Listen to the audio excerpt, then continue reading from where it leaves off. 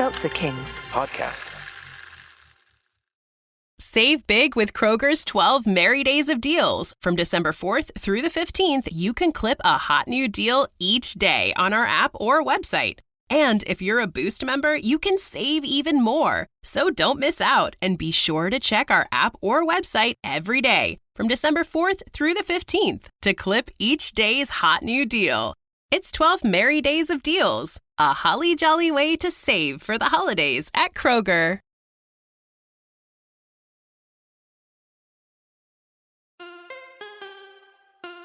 What does an 18-year veteran of the tech industry and a 20-year veteran of the military have in common? More than you might think. Welcome, everyone, to the Second Act podcast, leveling up your life's journey.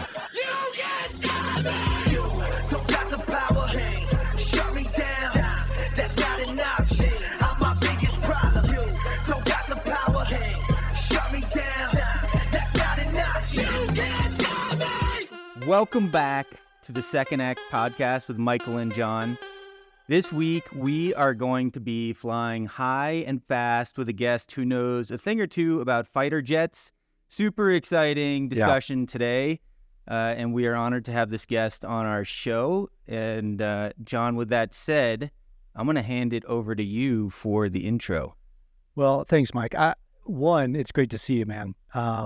We don't do this often enough throughout the week, and I feel like I need that dose of Michael in my life, and unfortunately, this is where we're getting it. But you know, we've had some amazing conversations with some prior military veterans, and man, a couple of them have come out, a couple haven't, but I'm always charged and excited to get somebody from the military, mainly because it's my expertise as well. But it just immediately there's the camaraderie and there's, you know, just this thing that I don't get with a lot of other of our guests. And so today it's no different. And man, our guest is Michelle Curran, who I actually met last year in Las Vegas at the National Business Aviation Association conference. And man, we actually ended up sitting at a table together and conversing over life, the loss of friends and family, and over our service and the camaraderie that I was talking about earlier, and just a whole host of things. And I said, you know, it would just be really amazing to have you on the show. And she said, yes. So man, here she is today. Her call sign is MACE, which I'll let her dig into later, but she grew up in a small town in northern Wisconsin with no family ties to aviation or military, but an internal drive to push herself out of comfort zones and explore what is possible. Led her to Air Force ROTC, which initially was a draw for Michelle as a way to pay for college, but became much more. Halfway through her college, after seeing a couple fighter jets take off close for the first time, she decided, like a lot of us, man, I'm going to be a pilot and fly fighter jets. If that story is not cool enough already, Michelle's flight journey takes her all over the world and eventually lands her in the best of the best fighter pilot world. But it was not all smooth sailing, as Michelle struggled at times to find her identity and confidence, but ultimately faced her fears and made some bold choices and persevered. As one of our small number of people to experience 9 Gs in an aircraft, which for those non-pilots out there is about 9 times your actual body weight using the gravitational calculation. Michelle went on to join the elite Thunderbird squadron as the lead solo just before embarking on her second act as the founder of Upside Down Dreams, she is a sought-after motivational speaker and best-selling children's book author who finds joy in empowering others to reach one's true potential. So outside of work, Michelle enjoys spending time with her family, rock climbing, mountaineering, and anything out in the great outdoors. And she's probably going to talk about it if she's going on a trip here soon too. So welcome to the show, Michelle. Man. Welcome. Thank you. I'm excited to be here. It's good to see you again. It's nice to meet you, Michael. I feel like that was a solid intro. Like we could just wrap it up there and be like, we covered it all. Yeah. Well, you know, it's amazing what Chat GPT will pull out these days. No, I'm just kidding. Right. I'm just kidding. That was not AI generated. That was No, all. that's real life, man. Michelle, That's real life. it gives me goosebumps, reading through your bio and, when I get to read through some of the bios of people and just hear the amazing things that they've done in such a short amount of time. It's spectacular to see somebody excel at something truly, in remarkable ways at the level that you have done. So I'm really excited to dig into this episode. No, I appreciate it. It was full of highs and lows, and I think we'll talk about both. I'm sure you can relate. The days are long in your military career, but the years are super fast, and the decade is really fast. And I can't believe it's already done. I'm sure you feel the same way, but I'm excited to dig into it. Yeah. Shoot. Well, Michael, why don't you kick us off and let our audience get to know Michelle a little bit better? I would love to. You ready to jump into it, Michelle? Let's go. Let's go. All right. We like to take our listeners through a life journey in our podcast episodes. So let's start at the beginning. You grew up in Wisconsin, a small town in Wisconsin, a place I'm very familiar with. My wife actually grew up in Minnesota and had a lot of family in Wisconsin. So I've been to Appleton and La Crosse and Milwaukee and Green Bay. I've done the whole Green Bay Packers tour, all that fun stuff. But tell us about your childhood and the things that inspired you early on and some of those important moments at a young age that helped shape who you are today. Yeah, I'm disappointed I don't see a cheese head on your shelf in the background. I went to college in Minnesota, so I was like, I call Wisconsin and Minnesota kind of my home states. But yeah, I grew up in Medford, Wisconsin. It's about 4,000 people. It's very rural, so to go somewhere that had a tiny mall was an hour-plus drive. As a kid, it was like a big endeavor that we would do occasionally. My hometown got a Walmart while I was in college, and that was really big news. That was exciting. So it was in my family, the property that they own, that my parents still live on now, that I grew up on, is actually 7 miles outside of the 4,000 person town. Okay. So definitely grew up in the country. My grandparents were our neighbors. They ran a dairy farm. So I was kind of like a farm kid, but I didn't have to get up at 4 a.m. and do chores like a lot of my classmates in school did. So I got the fun parts of it, of, exploring the barn and building hay forts and finding like baby kittens in the spring and like all the baby animals I loved growing up. And just having so much space to play outside and climb trees and build forts, all the stuff. But then I kind of got to be a normal kid outside of that. And I was really shy, really introverted, but also very driven and adventurous, which sometimes seemed like a conflict. But at school, I would be kind of socially awkward, had a few close friends, definitely wasn't in the popular crowd, tried to kind of fly under the radar, hang back. But I was very driven to do well. So I got straight A's essentially all through school, which paid off later with that ROTC scholarship that we kind of already mentioned. But then when I was at home, I was hunting with my dad. I was, outside playing and building things and getting dirty and doing all that kind of stuff. And so the military felt like kind of a natural draw because it fulfilled all those desires for adventure, for kind of pushing yourself into the unknown, for pushing your body physically. And I wanted to travel. I did not want to stay in my small town. As good as it was to grow up in, I was ready to, see the world. Yeah. And I saw the military as a way to do that. So all of that combined with needing a way to pay for college and having the grades to get a scholarship is why I applied for Air Force ROTC and ended up going that direction. But I think if many of them probably have, if my like high school teachers could see what I'm doing now, they would be fairly shocked because I was kind of the nerd, right? Head down, getting really good grades, but don't call me in class because I don't want to be put on the spot in front of my peers. Don't make me present in front of anyone. And then I wanted to be a fighter pilot, and now I'm a keynote speaker, and I present, to thousands of people in a live audience. So it's a kind of a cool story of how much you can grow as a person. Yeah. I think when you push yourself to do the things that feel a little bit scary and a little bit uncomfortable. So did you use the adventurous side of you to offset or balance out the shy side? Because I think I saw an interview of you talking about climbing a tree and hanging off, and your mom's like talking to you to get down from there, and like help us sort of understand how you dug down and grappled with some of that shyness and offset that with some of the adventurous spirit you had. Yeah, my mom tells that story because I don't remember it. I think I was only like 3 years old, so not in my memory of climbing a tree like taller than our house. And she was just like turned her back for a second, then turns around and was like, oh no. Yeah, you come down from there and please do not fall. I made it through all of childhood with no broken bones, so Nice. I'd knock on wood, but I guess I'm an adult now, so they don't count anymore. But childhood success, no trips to the ER. But yeah, I think I was excited about, seeing what I was capable of. But at that time, that took the form more of pushing myself as an individual, whether that was getting into fitness kind of later on, or with academics, or with just like adventurous type stuff. But I was very much controlled by worrying about what other people thought of me and kind of how I would appear to my peers at school. So that kind of controlled what I did in that environment a little bit more. I was eventually able to overcome that. But even in my Air Force career, I still struggled with that, especially the first couple assignments.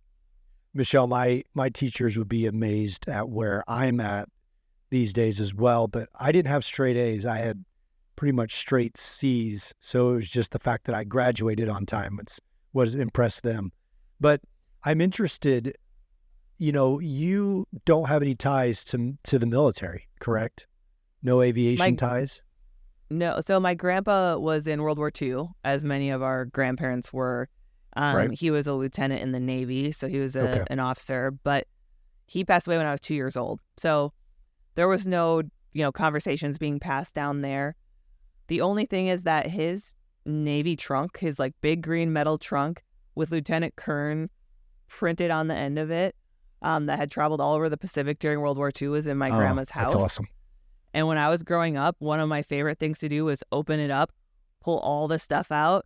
I would try his uniforms on. I would look at the photos. His pipe and his spectacles were in there. That's cool. It was like everything was in there. Letters that he had written to my grandma, little trinkets he had collected all over the world. Yeah. And it felt like this treasure chest that I could look into as a small kid, and that like just transported me into this whole other world that I wasn't familiar with. And it was so exciting. Yeah. And so I say no family ties, as in my parents, I didn't come from a military family, but I think that might have planted the seed of kind 100%. Of the adventure that can come with being in the military. Yeah, when you're talking about looking through that trunk, I mean, I can visualize it. You can smell it. It's almost tangible in your memory, because I had some of those moments in my life as well.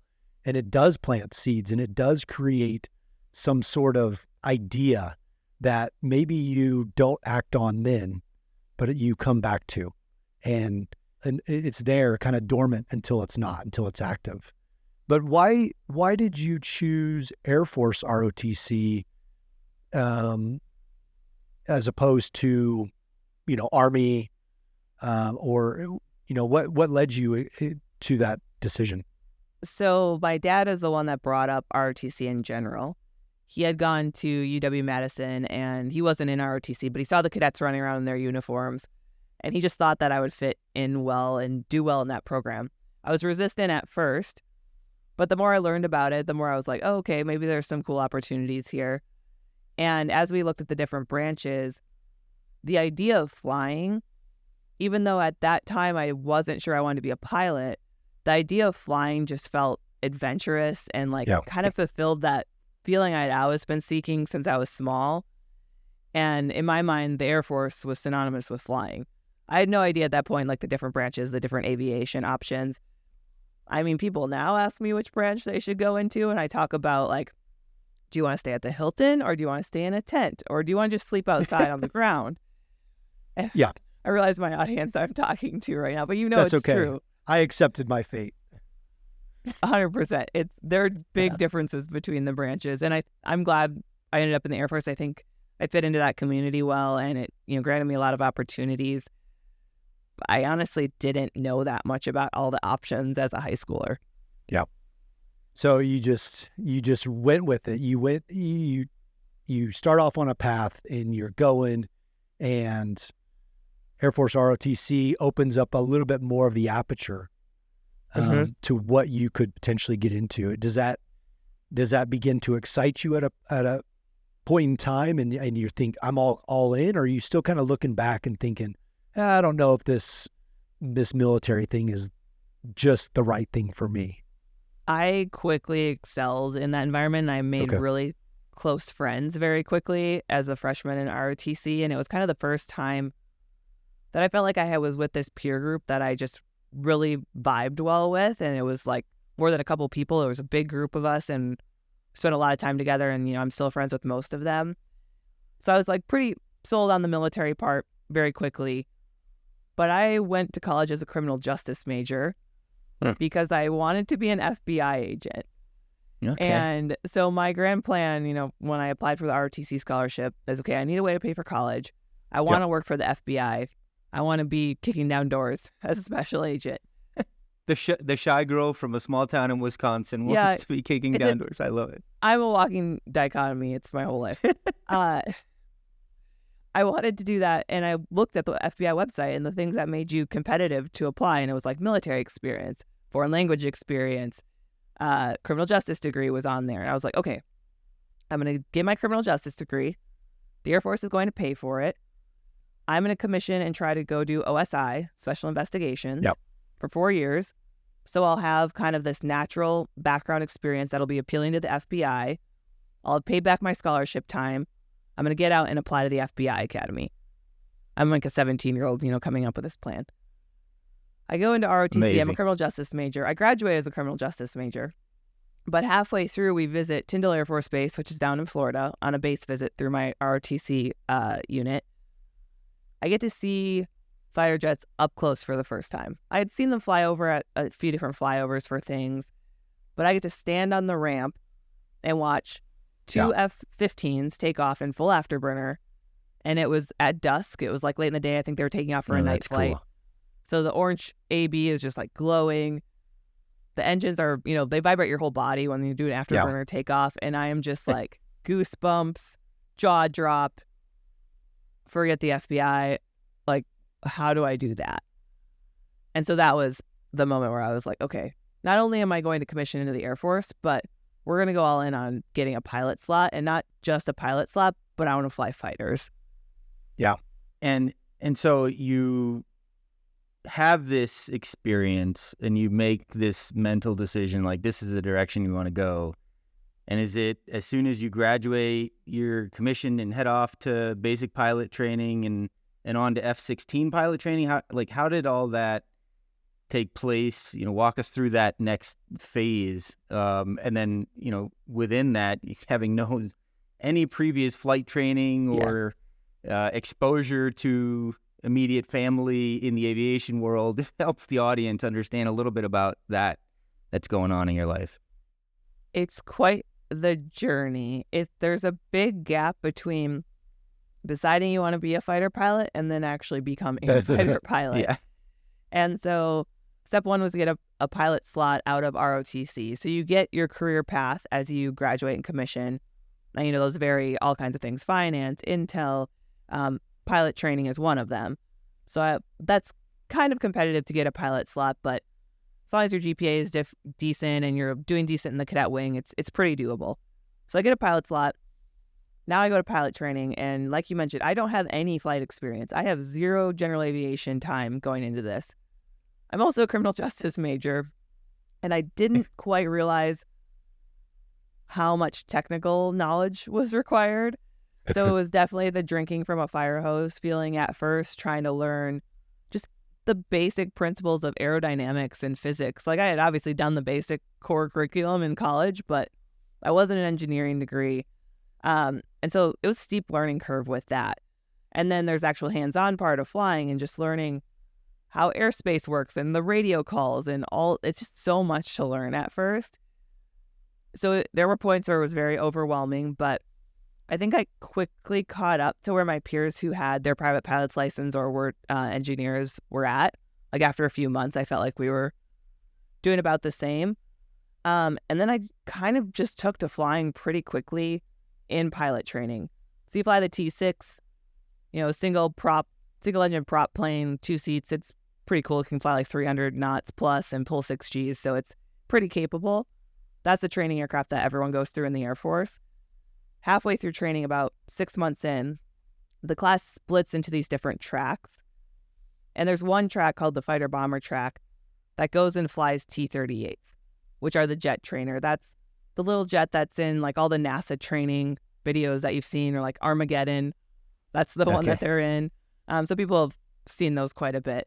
Old airplane, but it's good for what it does as far as being a jet trainer. I had a class of 25 students in my pilot training class in general. We got 6 or 7, I think 7 spots into the T-38. So now the wicket, gets a little tighter. I make that cut. Now I'm in T-38, so we do that for another 6 months. As you get towards the end of that, you have something called drop night, where you get to find out the actual platform you're going to go fly in the Air Force. So basically every aircraft in the Air Force inventory is on the table, and it really depends on the needs of the Air Force, so how many pilots they need for each type of airframe, and then your class ranking. And we all knew that historically, based on previous classes, each pilot training class was getting maybe 1 to 2 fighter aircraft. And so 7 of us were eligible. 1 or 2 of us was probably actually going to get a fighter. So we were a really tight-knit class. We were really close friends, but you're also competing against those people that entire year. And the closer it got to drop night, you kind of see the rack and stack shake out. You know how people have done on their check rides, which is basically like an airborne test. You know how they've been doing on their academic tests. And so you don't get to see the class ranking ever on paper, but you have a general idea of where you fall. And so it was there was this one guy that was just clearly first. He had just crushed everything, and he wanted F-15 Strike Eagles. And then the second spot was up for grabs. It was between me and one other guy, and we were kind of neck and neck for the whole thing. And the final check ride I ended up doing really well on, and he had a little bit of struggles on.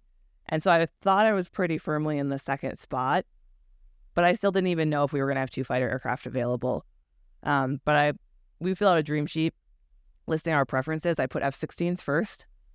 Okay. And I ended up getting an F-16. So it was a surreal moment. They definitely messed with my head a little bit. They announced my airframe last out of 25 people. Oh. So I got to watch all of my friends go.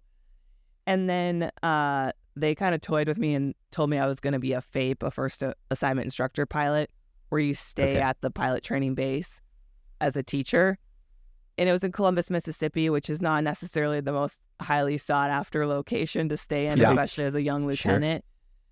And I was just it was so stressful, but they ended up, giving me an F-16. And from there, I went off to a year of F-16 training. So it's a long competitive journey. So, there's a pattern in your life, it seems, where you're faced with these sort of unknown circumstances, these big challenges, but you sort of have this mindset where you just say, screw it, I'm going to do this, regardless of sort of how big that mountain is. So just help take our audience through overcoming that mental skepticism, if you will, when it comes to just taking the leap of faith and giving it all you got and persevering. Help our audience understand what goes through your head as a fighter pilot, that they can maybe apply in the civilian world. Yeah, I think there were a few key times I've done that where I felt like the draw to go do whatever the thing was so powerful that I was willing to push past the feelings of potential failure and the fear of the unknown and all of those things. And seeing those jets take off was definitely one of those times. Realizing how much I loved the inspiration part of the Thunderbird mission, and that there was a potential to build a business around that as a speaker, that was another one of those times. So it's been some really big transitions that I've gone after with that mindset, but I definitely had other points in my career where smaller things I would really struggle with self-doubt and hold myself back from going after opportunities because I didn't want to fail in front of everyone. So I will not say that I'm perfect about being bold and brave and just courageously charging ahead with no doubts, because that's definitely not the case. I think it was a few key times I've done that and just had faith that I could figure it out along the way and make it happen.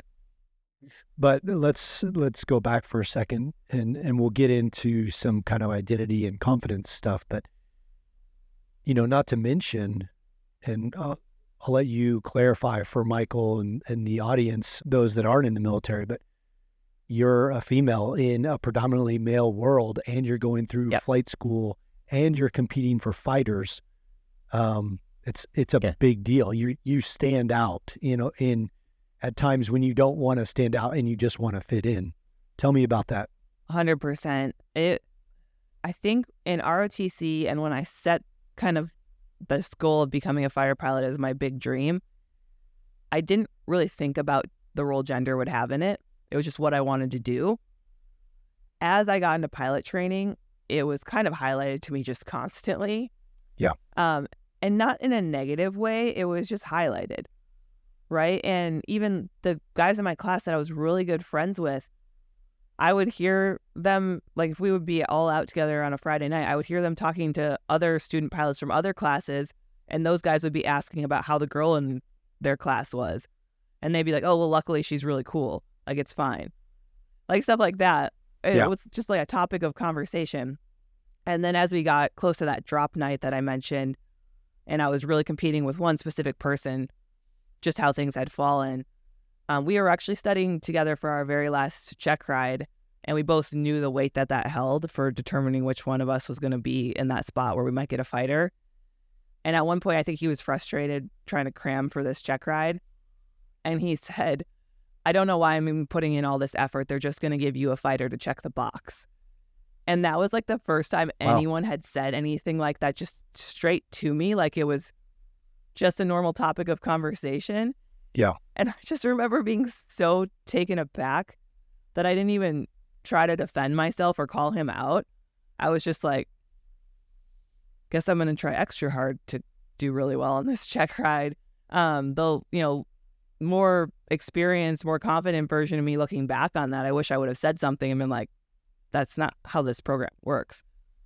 Like anyone who's been through flight training knows what the standards are, and there's no way that they're sending someone through that's not qualified. Yeah. But I was like, oh, is that what people think?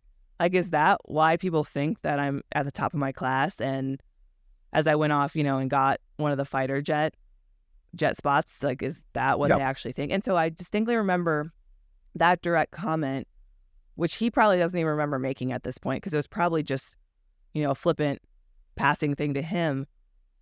I remember that 15 years later as like the first time that I became very aware of how big of a deal it was to other people. Sure. But as you said, there's standards. It's I think it's a meritocracy, right, in terms of skills and what you're able to do. So it's surprising to hear that kind of comment. Surprising in some ways and not surprising in others. But you persevered and won one of the fighter jets that were available to move into the next stage of your career, which is awesome. Yeah, and for the audience, as Mace kind of alluded to, there's months and months to years of documentation on your flight progress, things that you excel at, things that you are not that great at, the things that you have to work on. I mean, it is flight report after flight report after flight report, all stacked up in your jacket.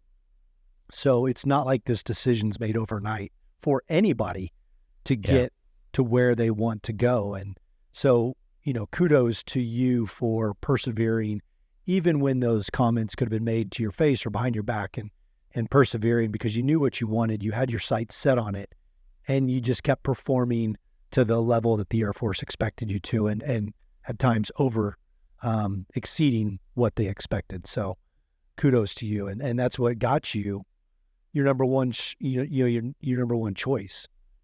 So yeah.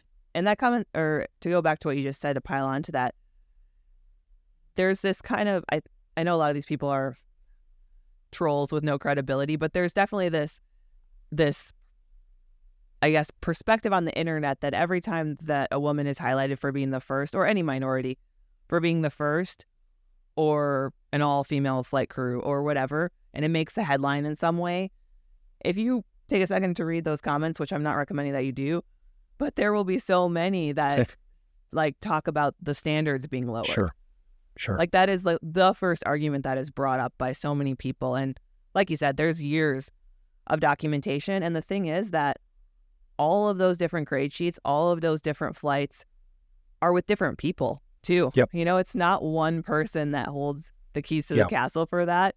It's different flight instructors with all different backgrounds, different genders, you know, different races. Like this is not one person on the base that is deciding who goes where. So it's just impossible that would even be how it worked. It's just frustrating because you can't argue with a brick wall. So it's a waste of your time. And Michelle, we've had guests on who use maybe not that exact type of comment in their life journey, but some form of adversity as motivation. It helps them build more motivation. I mean, they're running around in some ways with a chip on their shoulder, like, you don't think I could do this? You watch. I'm going to do it. And they go and do it. Yeah. I think that can be effective from personal experience. Hey, Atlanta, Apple is open for small business. That's right. We're here to make starting and running your business simpler. With privacy and security built in on all devices, it's easy for you to protect your customers' data. And if you need hardware or software support, you'll get advice from business experts at no cost whatsoever. So you can focus more on the soup du jour and less on, the other stuff. At Apple, we're open for your small business. Go to apple.com/small business or visit an Apple store to learn more. This episode is brought to you by AWS. Amazon Q Business is the new generative AI assistant from AWS. Many tasks can make business slow, like wading through mud. Help! Luckily, there's a faster, easier, less messy choice. Amazon Q can securely understand your business data to help you streamline tasks, like summarizing quarterly results or doing complex analyses in no time. Q got this. Learn what Amazon Q Business can do for you at aws.com/learn more. I want to go back to your career in the Air Force, Michelle, and I know the feeling, and I can remember the day exactly how it was, but you leave flight training, you get your number one pick, you're trained up in the F-16, and now you head off to go to your first operational squadron. You're like, man, I think I've made it, but guess what? For the audience out there, you're back at the bottom of the barrel. You're starting brand new to a new group of people that you have to prove yourself to. And guess what? Just like everyone else, you struggle with identity and confidence. And I will say, it's a little bit, now knowing some of your story, it's a little bit surprising, given now that I know a little bit of the early stages of your life and you getting into flight school and your determination. So tell us about that. Tell us about what led you up to your assignment in 2015 that helped you break through all of that and help you get your identity, help you get your confidence back. Yeah, there's so much to answer in that question. So I was, I'm a high achiever. Like I've always been driven. I like to set goals and then make them happen. And you saw it through my childhood with grades and scholarships. And then in college, same thing. I go to flight training. Odds are against me, but same thing. I'm able to work hard enough to over-prepare enough to make up for any experience gap that I had to start with. And so I am constantly proving people wrong, and I was definitely motivated by that. Same thing, I go to F-16 B course where you learn to fly the jet. I started to struggle a little bit there because each one of these courses you move up into where you start at the bottom again, the standards around you get so much higher. And so someone that excels in pilot training might struggle in fighter training because the bar is a lot higher. It's a lot more complicated. Things are happening a lot faster. And so I started to see that. I started to struggle with my identity and fitting in there more because the fighter pilot culture is also its own unique animal that you don't experience in pilot training because that's people from all different backgrounds teaching there, right? It's heavy aircraft, tankers. Each community has their personality. The fighter squadron's personality is more like you would imagine. It's more like type A, kind of overly confident, bordering on arrogant, very outspoken and kind of loud, and bravado is rewarded to a certain extent. Not like recklessness in the jet, but just being super confident is rewarded there. Yeah. And that's just not my natural personality. I'm more reserved, like I mentioned. And then the percentages of women in a fighter squadron are even lower than the rest of the Air Force and the rest of the pilot community. So when I came in, it was about 2% of fighter pilots in the Air Force that were women. Whoa. Yeah. So I speak to a lot of different audiences today as a speaker that are women in traditionally male careers. Mm-hmm. And they'll be like, we really want to empower the women in our organization. I'll ask them what the percentages are. And they're like, well, only 30% of our organization is women.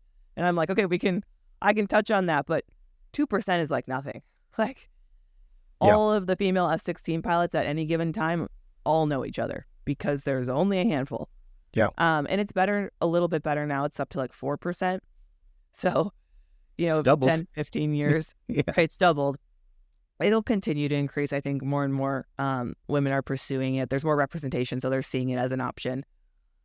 But I was regularly the only woman in my squadron, and if I wasn't, there was one other woman in my squadron. So we were instantly best friends.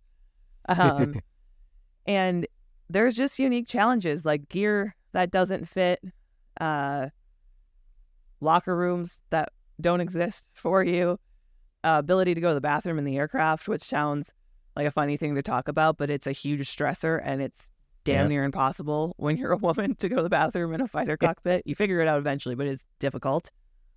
Just little things like that layer on the stress. And then you also feel like you're under a microscope. Yep. Because if you are bad at anything, now suddenly everyone thinks that female fighter pilots are bad at said thing. And so that was like this added responsibility where I felt like I was setting the reputation for all female fighter pilots. And then in my first squadron in Japan, Misawa, Japan, which was about 2012 when I got there, the squadron was going through a big transition. The Air Force was going through a big transition where they were trying to get rid of some of the fighter pilot culture that was a little bit more not PC. Some of the more over the top things, and there was heavy resistance to that. Yep. People were like, they're stealing our culture. Who will we even be without these fighter pilot songs or whatever it was? And I've seen the Air Force make that transition, and it's gone well. The culture and the traditions are still there. It's just the most over the top ones have kind of been weeded out. So the identity has not been lost. Everything that people were concerned about did not happen. But at the time, people were digging in their heels. And so I show up, and the squadron had recently been briefed that they needed to kind of watch what they would say, like the dirty jokes, like the sexist kind of things, that they needed, like that wasn't professional and that needed to stop at work. And I get there quickly after that, and people would still say those things because they're used to doing it. And when it would happen, everyone would stop talking and everyone in the room would turn and look at me and wait for my reaction. And a lot of times I'm like, some of it was funny. Some of it made me a little uncomfortable. It just depended what it was. Yeah. But me as the brand new lieutenant, early 20s, fresh out of flight school, just trying to figure out how to fly this aircraft, I hold the responsibility for setting the standards in the squadron for what's acceptable. That is not my job, and I don't want that responsibility. And so it was a burden. Yeah. Like it felt like such a burden. And all of that stuff is going on in the periphery. And not one of those things feels like insurmountable. But when you add it up all the time, it's like death by 1,000 paper cuts. Yeah. And now I'm also in this super high performing environment. And exactly like you said, you come from such a high of getting the F-16, going to flight training, graduating, and then you get to your first combat squadron, and you within the first couple of flights figure out you know nothing. It's like insane how little you know. It's the tip of the iceberg. Yep. I've had a lot of doctors resonate with that. They've been like, oh, we get it. Like, you go through years and years and years of medical school, and then you get to residency and you're actually supposed to do the thing. You have no idea what you're doing. And for me, as like a perfectionist and a high achiever, and I was being given all these accolades for being good at things, when I got there and suddenly wasn't good at the thing right away, I had like an identity crisis. Yeah. It's a gut check. Yeah. Yeah. I was like, oh shit, I don't deserve to be here. I somehow snuck through all of these wickets, and joke's on them because I am not good enough to do this job. But you are. Because you somehow find renewed confidence in that journey. How did you get past all of that into the right headspace where you're ready to make bold choices again? Yeah, it took some time. So, that struggle in Japan that I'm kind of talking about is 2012, 2013. By the end of that assignment, 3 years I was there, I was so burned out. The ops tempo is really, really busy there. 12 to 15-hour days is the norm. You just have no work-life separation because everyone lives on base because you're in a foreign country. You don't speak the language. So everyone in your life, they're all your coworkers, right? And they're great. Like, this is not a hit on them. But you just have no time to separate and decompress. You have no identity outside of that. So I was for sure struggling with my mental health, with motivation, all the things. I got my next assignment to go to Texas. And as I left Japan and headed there, it was kind of like this opportunity to rewrite how I wanted to show up. Because, of course, that squadron, I would have a general reputation in the F-16 community. The squadron would know some things about me as I was going there. But it was kind of this fresh start, and I could show up and, dive back in and learn as much as possible. And it was just at the right time. I went to the right place with the right people. And that squadron was actually a reserve unit, and I got tied to them as an active duty person. So as a reserve unit, their operations tempo is a little bit more chill. They have better work-life balance. They all had families. A lot of them were part-timers. They flew for the airlines. They had hobbies outside of work. It was just night and day environment compared to the first squadron I had been in. Yep. And I had a little bit of apprehension going to that squadron because as a reserve squadron, they get to pick who they hire. And people go through this very intense interview process where like 30 people are applying for one spot, and they, pick who they bring into their trust tree, because pilots aren't only coming there for 3 years like they are on active duty. People are coming there and staying for a whole career. Sure. So they are like curating who they bring onto that team and the personalities that they want. Because of that, that squadron had never had a woman in it ever. Wow. As a pilot. Wow. Not once. So they had a program where the active duty would send them like 5 or 6 pilots at a time. They had no say in who those pilots were. Big Air Force was like, here are the pilots that are going to be stationed with you for 3 years. That is how I ended up there. So I was forced upon them. And that made me nervous, right? Because I had kind of struggled with that a little bit on my first assignment. And I was like, oh no, I'm going to show up to this reserve squadron that's like the good old boys club. And they're going to be like, we don't want you here. We just have to deal with you for 3 years and then you're going to leave. I got there and they were the most welcoming group I had ever worked with. They were awesome. Amazing. Some of my best friends, I, for the first time, had friends outside of work. I, for the first time, had hobbies outside of the Air Force. I felt like I could start to show up as myself. I didn't have to have this like Michelle and then MACE, where I pretend to be a Type A assertive fighter pilot that knows what I'm doing, even though inside I'm just like, I don't belong here and I don't deserve to be here. Instead, I could show up and be a little bit more vulnerable, share more about, my hobbies and my passions outside of just flying a jet. Yep. And as I started to do that, I started to make much closer relationships. And I started to find mentors and close friends. And it was like I suddenly had this support system that I just felt like I didn't have at the other squadron. And that allowed me, I think, to be a little bit more bold they start to take advantage of opportunities that I would have otherwise really shied away from.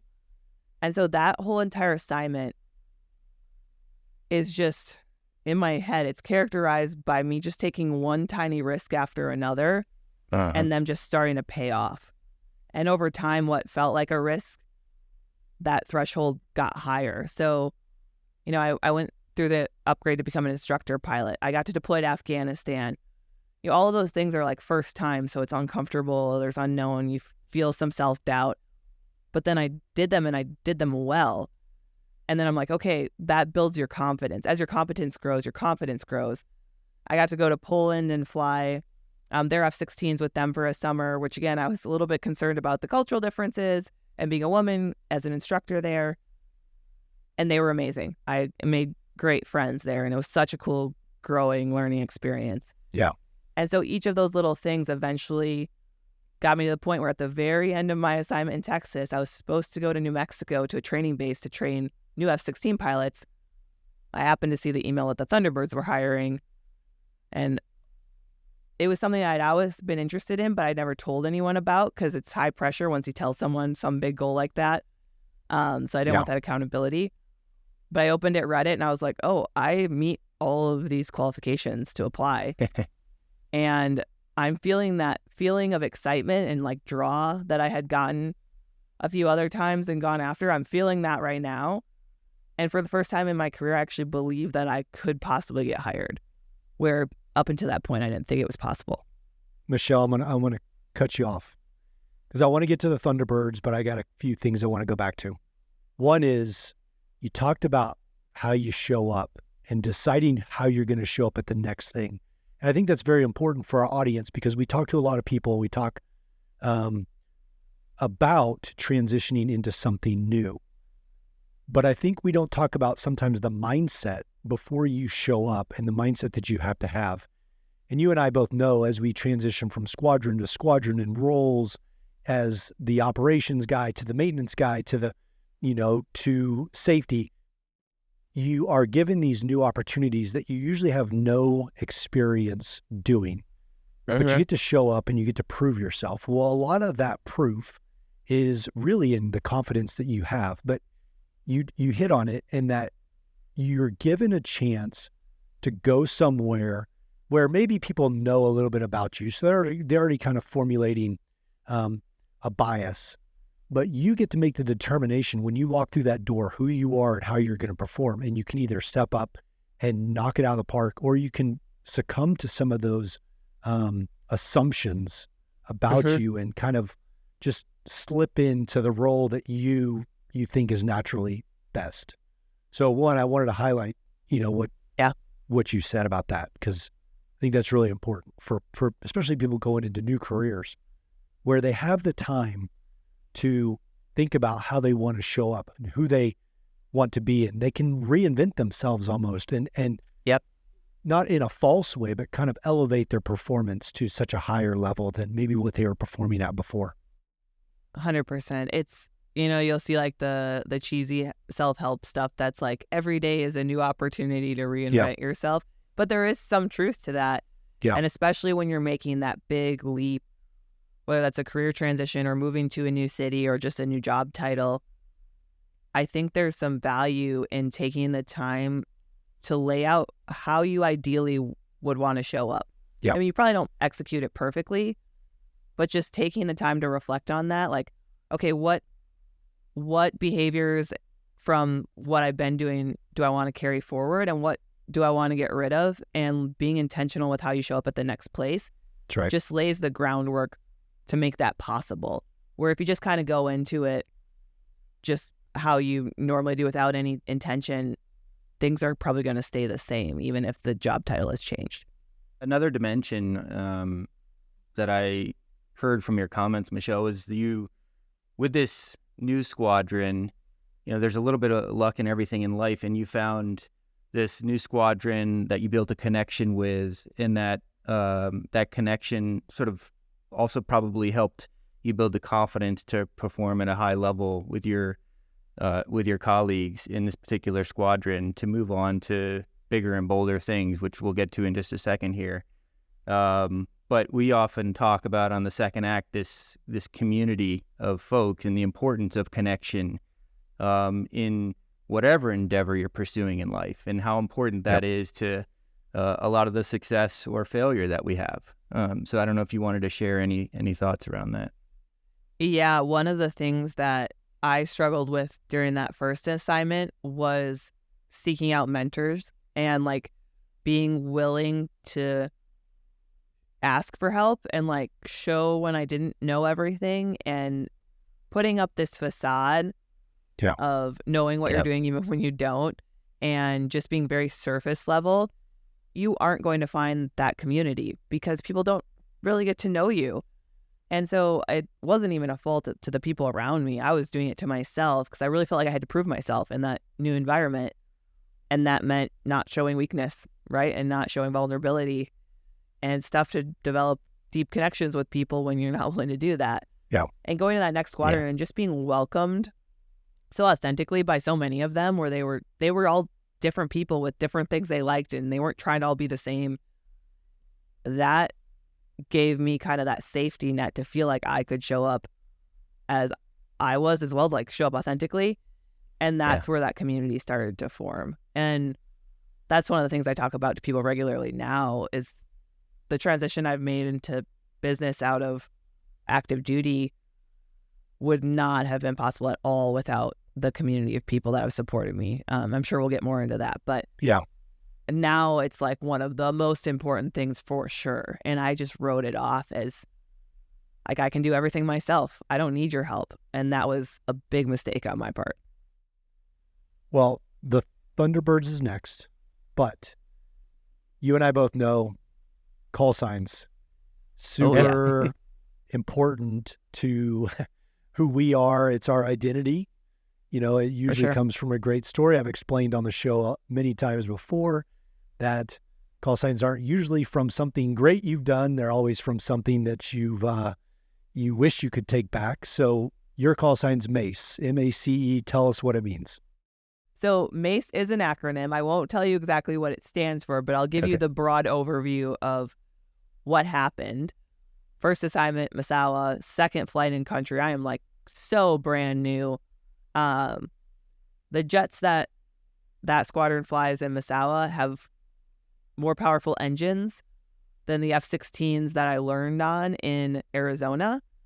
Jet engines also perform a lot better in cold weather because of the air density. So I am in a more powerful engine in December in northern Japan, where they get like 200 inches of snow. It's cold.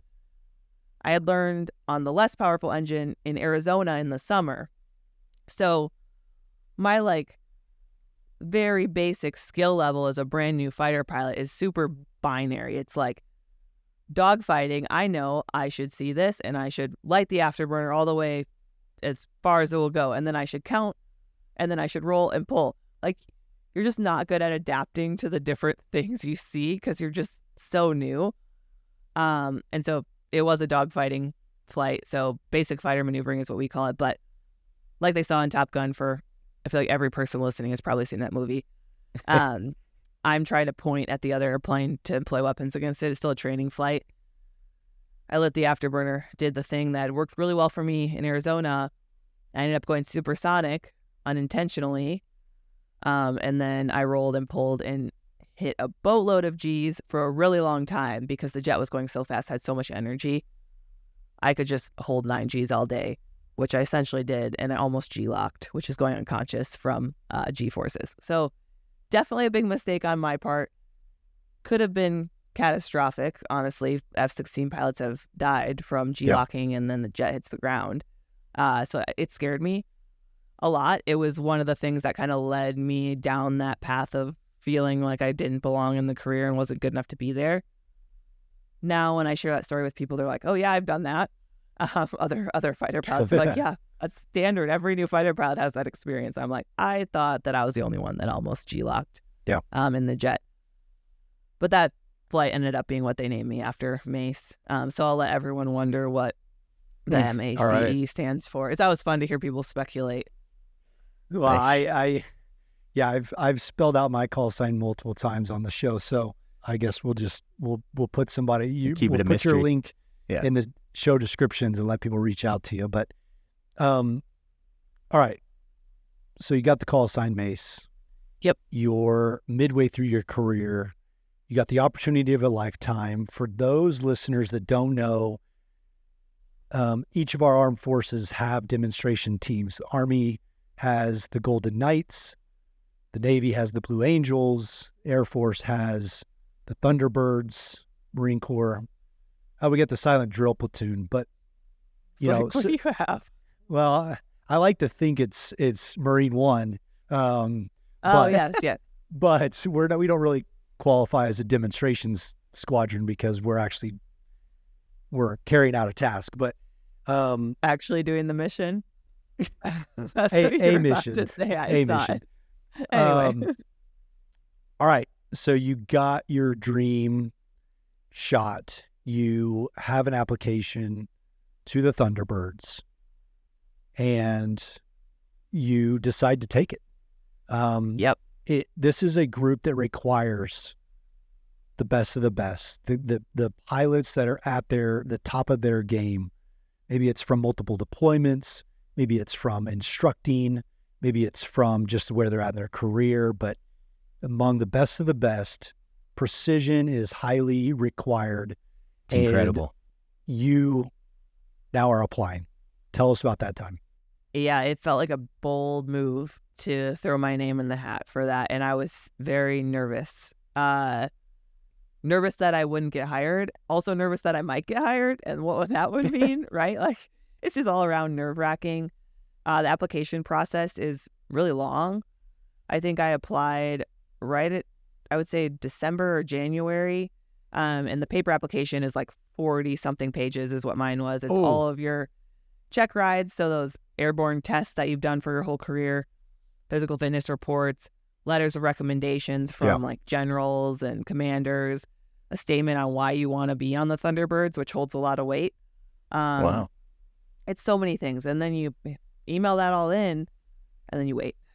And I think in March, I got called out for the initial interviews in person. So you go out with the current team, meet them at an air show location, which ended up, I think, being in like April or May that we actually went and did that. 12 of us got brought out for 3 spots that were open that year.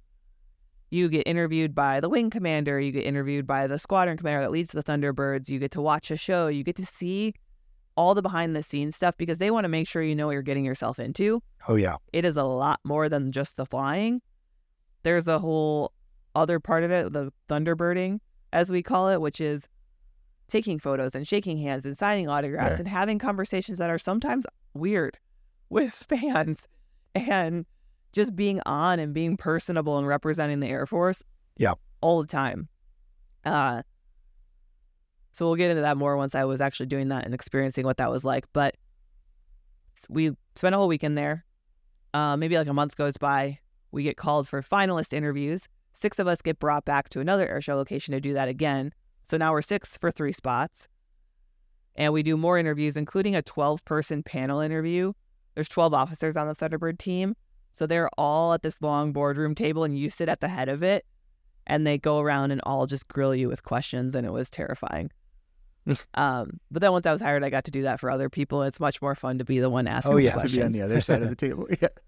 Turns out. And then I think it was July that I finally got the call that I had made the team.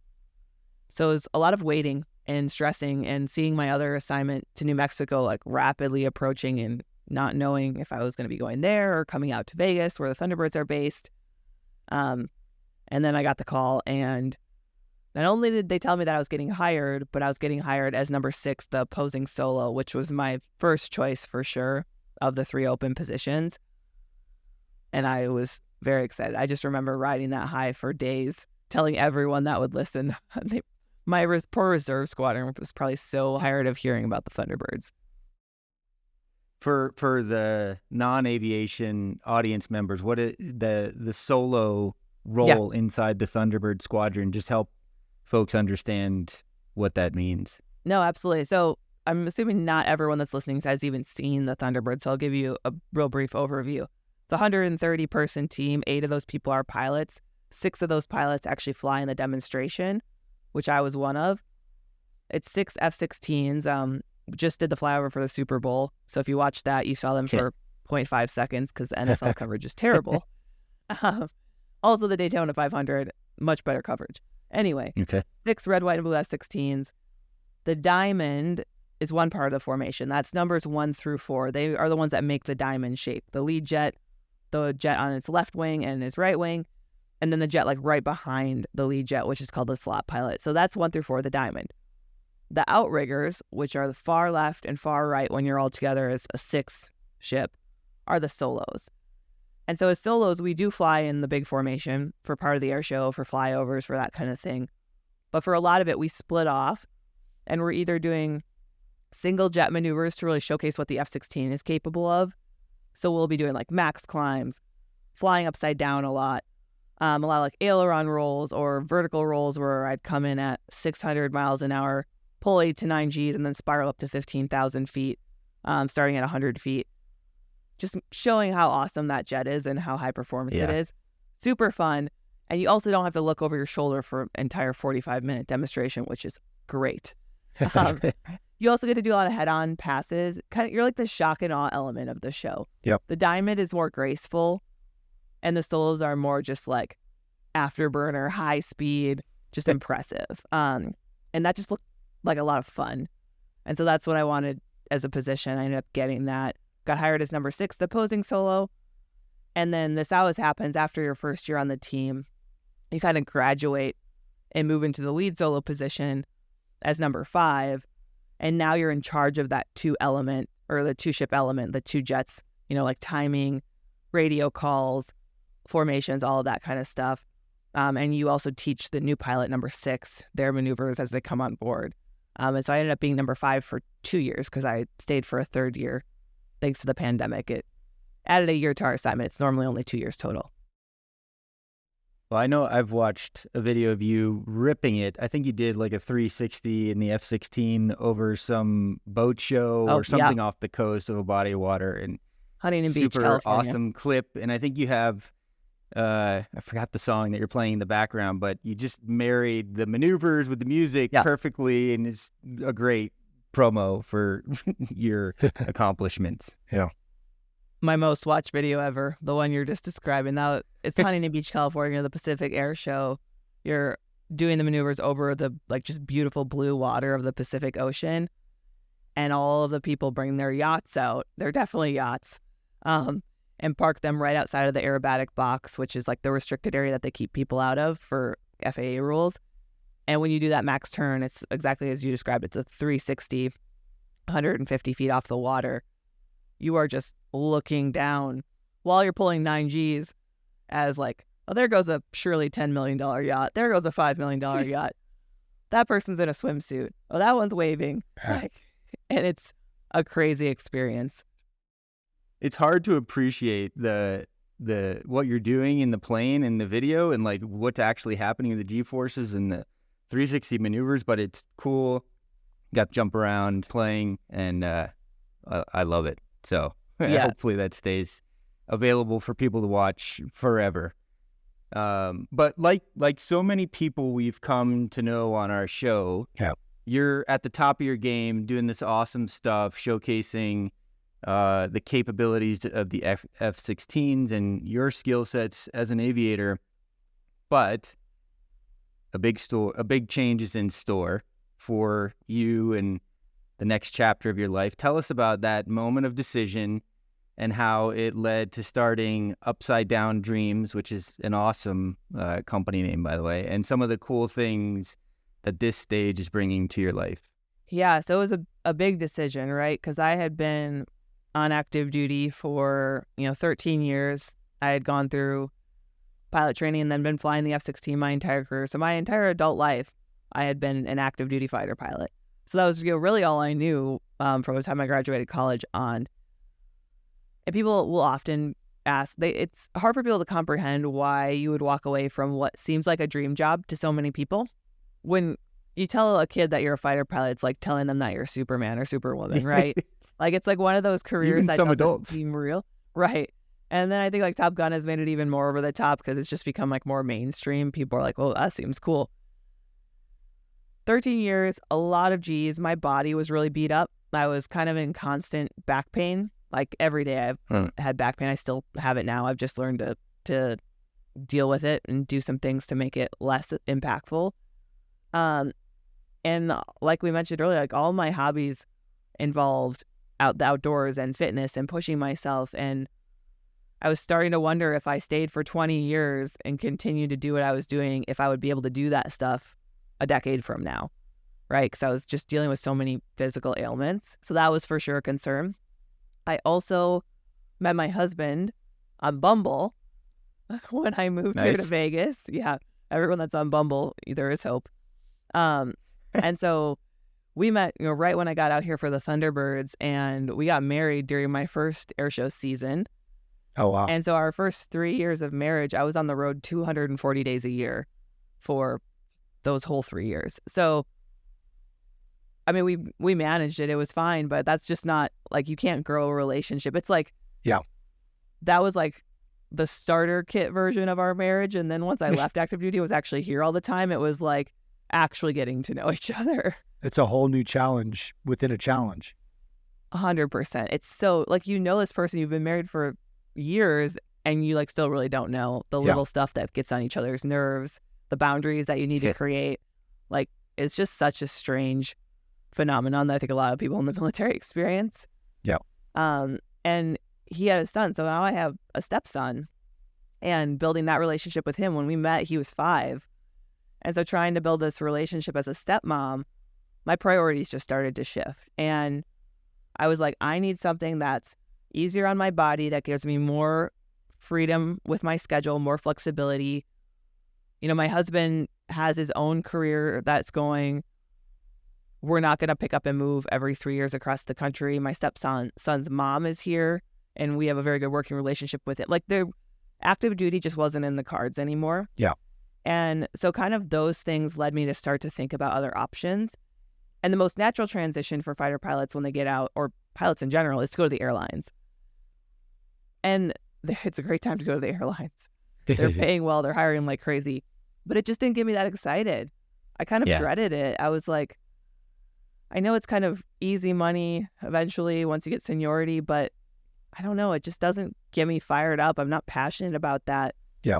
And I'm just going to be a face in the crowd there, a number in like a huge company. And while I was with the Thunderbirds, it became very apparent to me how impactful what I was doing was to inspire people, especially girls and women. Yeah. I got to see that impact firsthand day in, day out while we were on the road. And it was such a fulfilling feeling to do that for people. I was like, I don't want to take this uniform off after the last air show and never get to do that again. And so I started to think about ways on the civilian side that I could, have a little bit more freedom and flexibility and get a chance to tell my story in a way that felt really true to me and also could impact a lot of people. And halfway through my time on the Thunderbirds, one of the guys that we flew in the back seat, who has a big YouTube channel, reached out and was like, hey, Mace, if you ever wanted to get into keynote speaking, I think there would be a huge opportunity for you. Because I had been interviewed on his channel and I got really good feedback. And I was just in the middle of surviving my Thunderbird assignment. So I was like, sure, whatever. Good idea, not a priority right now. Yeah. But as I got to that point where I needed to decide what I was going to do, I started to think about that more and more. And I reached back out to him. He was great about mentoring me and giving me some direction. And in the fall, after my last Thunderbird season was wrapping up, I got my first inquiry for a paid speaking event that was far enough out that it was after I was leaving active duty. And I was like, oh, like this could actually be a thing. Yeah. And that's when I just started to explore the industry. And I was like, this could definitely be a thing. And there's people out there crushing it doing this. And telling my story felt really cathartic for me because I had struggled at so many points in my career and felt really alone at so many points. And now with experience and just maturity that comes with time, I realize how common those struggles I was having are. And I was like, if I get up there with my background, them seeing this like what they view as perfection in the Thunderbirds, they don't expect Thunderbird pilots to have gone through all of these same relatable things that humans all go through of self-doubt and fear and all of that. And so if I just am so honest about that stuff, it feels good to me to be honest about that, and it's impactful to them because they all of a sudden realize that those feelings that they have won't stop them from doing big things. Yep. And I've just kind of jumped in head first, left the Air Force, decided to go create my company, work for myself, wrote a children's book, have a second children's book coming out. That's a sequel to the first one, which is also called, nice. First one's called Upside Down Dreams, same as the company. I have a bunch of stuff in the works that I can rattle off, but I don't want to go into like 10 minutes of self-promotion. But anyway, I'm loving what I'm doing. We'll help you do that when we release the episode. But yeah, I mean, you bring hope to people who are shy and reserved, and that there's hope for them to be public speakers one day or do big, ambitious things. You bring hope to young women who see some of these industries that are male dominated and like, hey, you can do this too. I mean, there's so many things you're hitting on when it comes to having a hopeful outlook on where people can go with their dreams and aspirations. It's really an awesome story, Michelle. No, thank you. And I'll say that we also talk on here about helping the people behind you. And that's exactly what you're doing. You know, you're on a pedestal with the Thunderbirds, and people think that you are at the peak of your perfection, but you're still making mistakes. While they may not be, you know, show center or visible to somebody that doesn't know what to, you know, exactly look for, you're still making mistakes, and you're still dealing with imposter syndrome, and you're still dealing with, you know, who am I? Why am I in this platform when I'm not 100%. performing at, you know, a place that I think I should be performing, you know, and that's so valuable to be able to capture that and give it to somebody and say, listen, I'm making the same mistakes you are. It just looks different. And here's how we can collaborate and how you can become better. And so I really appreciate, you know, that aspect of it, because the stage like you're on with the Thunderbirds, just, you know, people think I could never reach that, but you give them some hope that you're just another person. You're just making the same mistakes they are, maybe just not as, you know, in the same scenario. So I really, really appreciate what you're doing up on stage for those people. And now you're motivating others on a large scale. And as we bring the show to a close, I want to ask you, like we do all of our guests, what personal advice would you like to leave our audience with that are contemplating just starting out in something new, something that potentially is scary, or walking into a place where maybe the personality doesn't match what they think they're bringing in to that, you know, arena? What advice would you give somebody? I will definitely tell your audience one of the key things that I push to my live audience is during speeches, and that's that the key to progressing towards what you want is having the courage to start, even when you don't feel ready. Yep. But you just have to believe in yourself enough to know you'll figure it out along the way. And I think we put other people on a pedestal, you know, people that we admire, whether it's athletes or celebrities or people in our industry that are just crushing it or whatever. Every single one of them was a beginner at one point. And when you show up to somewhere new, that feeling of imposter can very easily start to derail you. So I encourage people to just accept that they're a beginner and to realize that there's going to just be a period where they don't know things and they just have to embrace it, and that everyone that they admire has gone through those periods. Absolutely. And when you just accept that you're a beginner, and it's not that you don't deserve to be there, that you're not smart enough, that you're not qualified, that you're not deserving, it's just that you're new, and you give yourself some grace, it just shifts that narrative a little bit where you can kind of just accept that you're going to make missteps. You're going to have to ask for help, and being forgiving with yourself in that initial period when things are new and scary and uncomfortable. Yeah. But having the confidence that you will figure it out, that's the keys to the castle. That is how everyone goes and does big things. That is some great advice to leave our audience with. And Michelle, your story should make anyone believe that anything is possible. Coming from a small town in rural Wisconsin to being the lead solo of an elite squadron, fighter jet squadron, to now starting your own business and being a public speaker and an inspiration for so many. Thank you for coming on our show. Yep. And I know there's many listeners who want to get in touch and learn more about the things you're working on. You're well known now in some spaces, but what is the best way for people to find you, and if they need some inspiration to reach out to you, what's the best way for them to do that? Yeah, I'm very findable online, sometimes to a fault. So it depends what platform they're on. I'm very active on Instagram. It's just at @MACE_Curran. So _my last name. And all the things I have in the works, I post about there, along with a lot of just life stuff like workouts and family trips and dogs and, normal people stuff. For more business focused, LinkedIn for sure. And it's Michelle Mace Curran. So I do have my call sign thrown in the middle there. Website, macecurran.com. I try to be consistent across all platforms to make it easy to find me. And on all of those, I share the kids' book, the new one. I have a course that's coming out next month. And I always call it an adult book, which is apparently not the way you're supposed to describe it. I have a book for adults, a personal development book that I can't say a lot about, but that is in the works and we'll be announcing later this year with cover art and all of the things. And I think that'll be exciting for a lot of people. I'm excited about it. So I've got lots of stuff coming out. Those are the best places to learn about any of it. Well, awesome. We'll be sure to include your links in the show notes. Yep.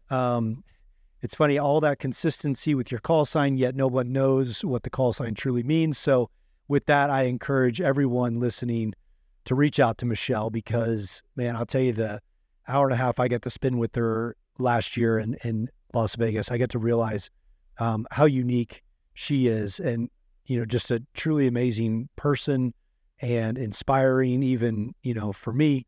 So reach out and just get to know Mace on a different level. And man, thank you so much again for being on the show and encouraging people to just be bold, be brave, to be persistent, and be open to new things, because really how you walk into things with the confidence you walk into, that's what you're going to be able to achieve.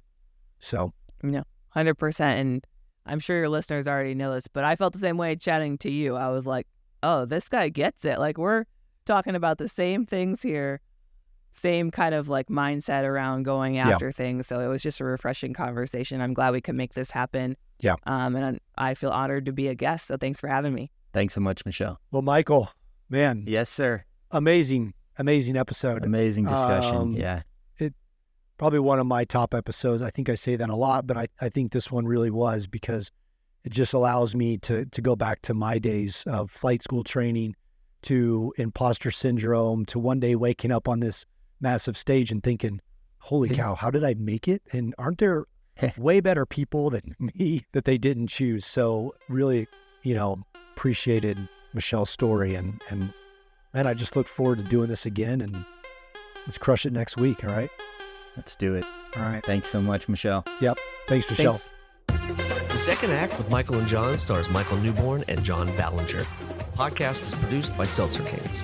For more information on the show, check out michaelandjohn.com, or if you'd like to get involved in the conversation, give the guys a shout on their socials at The Second Act with Michael and John on most platforms. Thanks for listening.